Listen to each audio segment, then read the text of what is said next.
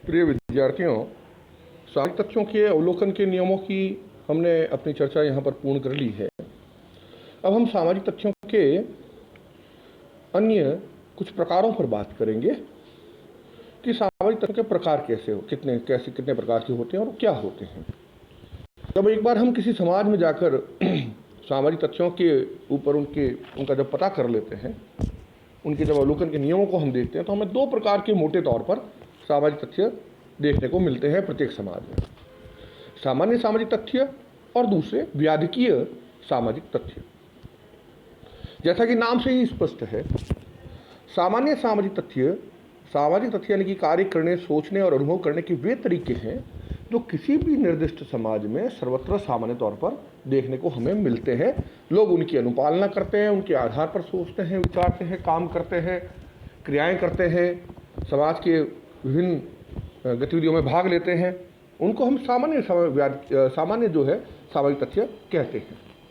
इसके विपरीत व्याधिकीय सामाजिक तथ्य वो होते हैं जो समाज द्वारा मान्यता प्रदान नहीं होते हैं, जिनको समाज मान्यता प्रदान नहीं करता है, तथापि लोग अपने मनमर्जी के आधार पर, अपनी अन्य दूसरी जो व्यक्तिगत स्वार्थ है उनके आधार पर, अपने निजी हितों के आधार पर इस प्रकार के कार्य करने के तरीके अपनाते हैं। क्योंकि ऐसे किसी समाज की कल्पना करना या ऐसे किसी समाज के बारे में सोचना जिसमें कि पूरी तरह से 100% लोग जो बनाए हुए नियम हैं उनके हिसाब से काम करें, इसकी कल्पना करना भी असंभव है। क्योंकि जब से मानव समाज बना है तभी से समाज में कार्य करने की अपनी क्षमताओं के आधार पर, अपनी आवश्यकताओं के आधार पर कहीं न कहीं एक बहुत बड़ा विभेद, कहीं न कहीं एक बहुत बड़ा अंतर, या कहीं न कहीं एक बहुत बड़ा विभेद, इनको मताभिभेद कहते हैं, जिसको हम कह सकते हैं, वो हमें देखने को मिलता है। प्रारंभिक अवस्था में हो सकता है कि ये एक बहुत ही सामान्य प्रक्रिया के अंतर्गत हो, वैचारिक मतभेद हो, वैचारिक मताभिभेद हो और आपस में वो एक दूसरे से शायद सहमत नहीं हो कुछ लोग। जैसा कि प्रोफेसर ग्रीन ने सामाजिक परिवर्तन के सिद्धांत को समझाते हुए एक बात कही थी, वो परिभाषा मुझे याद आ रही है कि प्रत्येक समाज निरंतर असंतुलन के दौर से गुजर रहा है और कुछ लोग जो है वो उसमें संतुलन लाना चाहते हैं। जहाँ एक तरफ कुछ लोग असंतुलन कर रहे हैं तो दूसरी तरफ कुछ लोग उसमें संतुलन न लाना चाहते हैं, और यही उनके प्रयास, यही उनकी प्रक्रिया जो है परिवर्तन का दौर लेकर आती है। कुछ ना कुछ परिवर्तन उसमें होता है। तो प्रारंभिक तौर पर अगर हम देखें तो वो काम करने के तरीके जो समाज में मान्यता प्राप्त नहीं हैं और जिससे अधिकांश सामाजिक जो व्यक्ति हैं या सामाजिक जो उनके सदस्य हैं वो ये मानते हों कि आने वाले समय में संभवतः ये एक बहुत बड़ा जो है समाज के लिए दोष हो सकता है, उसको हानि हो सकती है, उसमें बहुत ज़्यादा उसमें समाज की विघटन की स्थितियाँ पैदा हो सकती है। ऐसी स्थितियों में जो कार्य करने के तरीके या जिनको हम सोशल फैक्ट्स कहते हैं या सामाजिक तथ्य कहते हैं, वो सोशल फैक्ट्स, वो सामाजिक तथ्य व्याधिकीय के अंतर्गत माने जाते हैं। यानी कि इस प्रकार की बीमारी है, व्याधि है वो सोसाइटी के लिए। जो लोग समाज के बनाए हुए नियमों के आधार पर नहीं चलकर अपने हिसाब से जीवन को अपने ढंग से जीना चाहते हैं, अपने निजी स्वार्थों के लिए, निजी हितों के लिए, ऐसे जो लोग हैं वो एक प्रकार से व्याधि की या एक प्रकार की बीमारी जो है वो समाज में फैलाते हैं। तो इस रूप में अगर हम देखें तो उसको हम व्याधिकीय सामाजिक तथ्य कहेंगे। लेकिन अगर ऐसा व्यक्ति किसी समाज में जाए जो कि उस समाज के बारे में नहीं जानता हो, जैसा कि हमने सामाजिक तथ्यों के अवलोकन के नियम में ही ये बात कही थी कि कैसे किसी व्यक्ति को पता चलेगा कि ये सामान्य सामाजिक तथ्य है या व्याधिकीय सामाजिक तथ्य, जबकि वो समाज के बारे में कुछ जानता ही नहीं है। तो उसके अंतर करने के कुछ आधार, कुछ नियम जो हैं वो दुर्खिम ने बताए हैं।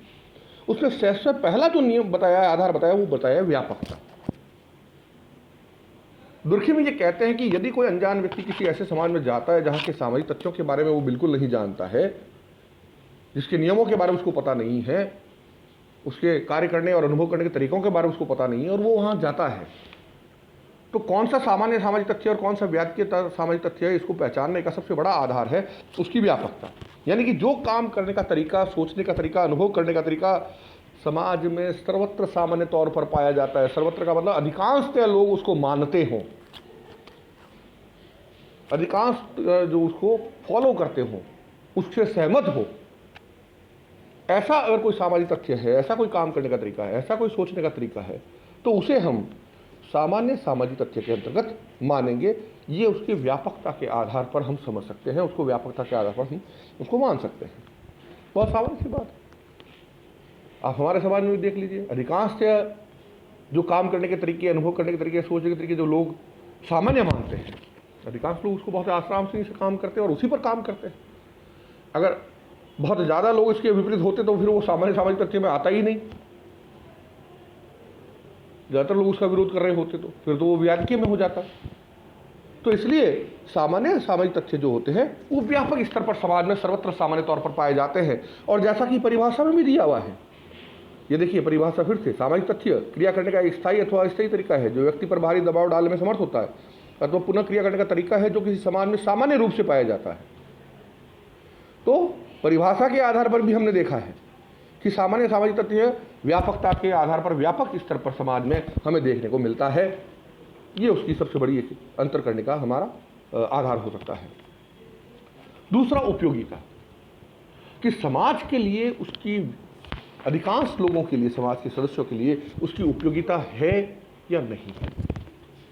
क्योंकि यदि कोई कार्य करने का तरीका, सोचने का तरीका, अनुभव करने का तरीका समाज के लिए उपयोगी नहीं है तो कभी काम आएगा ही नहीं, वो सामान्य होगा ही नहीं।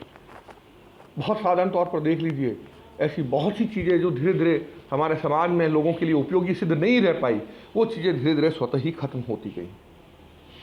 लोग अपने सुविधा के अनुसार, अपनी उपयोगिता के आधार पर, अपने कार्यों के आधार पर उससे फ़ायदा हो रहा है या नहीं हो रहा है, अधिकांश लोगों को उससे फ़ायदा हो रहा है या नहीं, एक व्यक्ति विशेष को फ़ायदा होने की बात नहीं आ रही यहाँ पे। सामाजिक तौर पर अधिकांश सामाजिक सदस्यों को उससे फ़ायदा हो रहा है या नहीं हो रहा है, उस उपयोगिता की बात यहाँ पर आ रही है। और वो समाज में काम करने का तरीका विद्यमान इसीलिए है क्योंकि वो अधिकांश लोगों को फ़ायदा पहुँचा रहा है।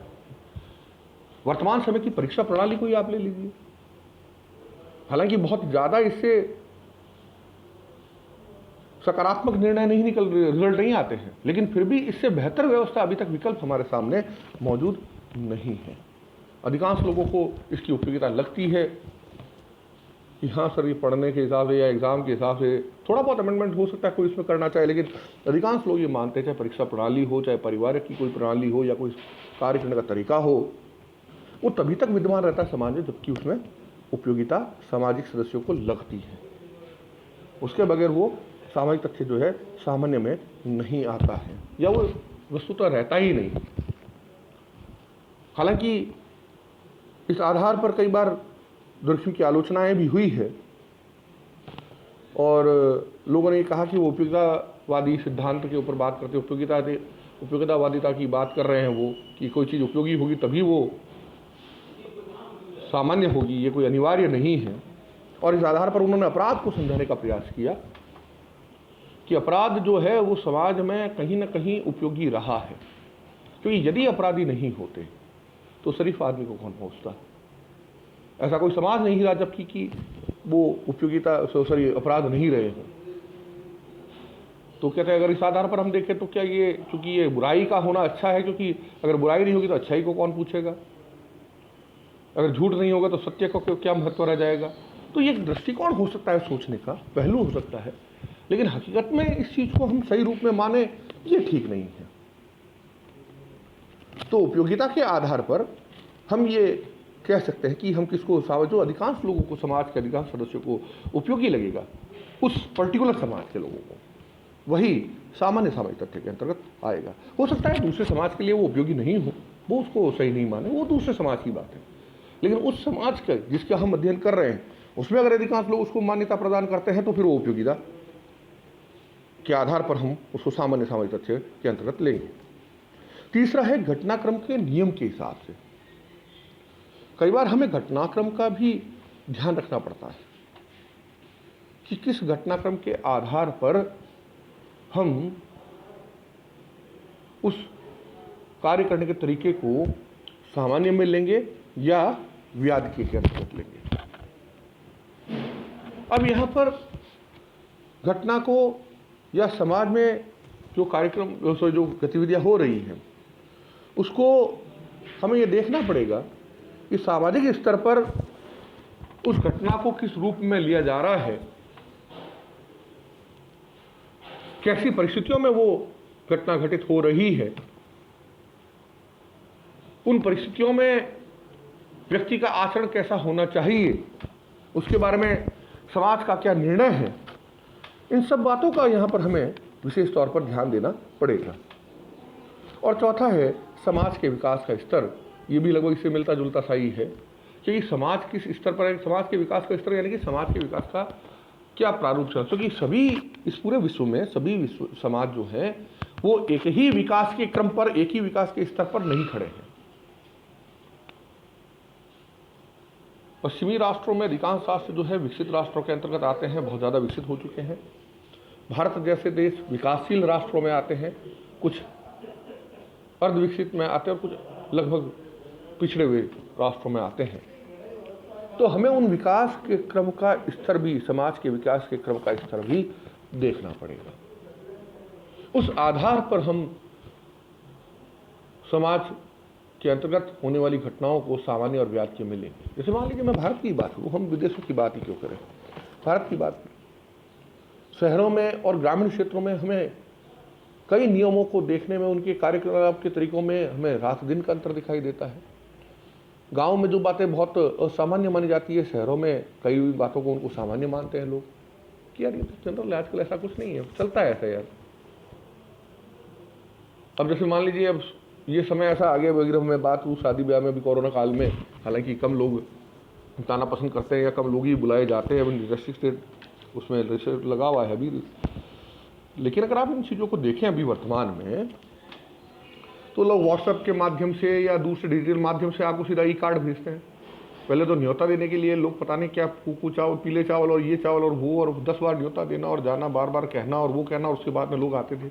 आजकल ई कार्ड वगैरह ऐसे हो गए, कार्ड भी भेजने की जरूरत नहीं है, सीधा ई कार्ड बनवाया, बंदा जहाँ पे भी है उसको वहाँ भिजवा दिया, तो साहब आपको निमंत्रण मिल गया और आना है आपको। तो व्हाट्सएप पे जो निमंत्रण मिला उसके आधार पर भी उसको भी मान्य मानते हैं। अगर यही हम ग्रामीण क्षेत्र में जाए तो उसको हम नहीं ऐसे कौन जाता भाई, कोई भाड़ाती थोड़ी है, हा? तो समाज के विकास के क्रम को भी हमें देखना पड़ेगा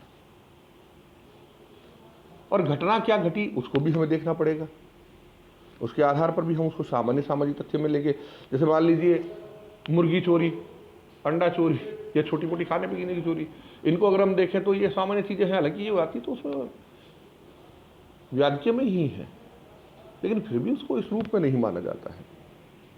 तो इस तरह से हम देखें तो ये प्रमुख 4 आधार हैं जिनके आधारों पर हम सामाजिक तथ्यों के प्रकार जो है सामान्य और व्याज्य, इनमें अंतर करने का हम आधार इनको मान सकते हैं। और जो हम कहते हैं इस आधार पर हम किसी भी समाज में जाएं जो हमारे लिए अनजान हो, वहाँ पर हमें सामाजिक तथ्यों के आधार पर ही चूँकि अध्ययन करना है, क्योंकि हमें समाजशास्त्र को एक अलग विषय के रूप में डेवलप करना है, उसके अध्ययन विषय वस्तु को अलग रूप से डेवलप करना है, तो निश्चित तौर पर ये हमारा जो आधार है सामाजिक तथ्यों का, उसको हम अलग रूप में सामान्य और व्याज्य में उनको बांट सकते हैं इन आधारों पर।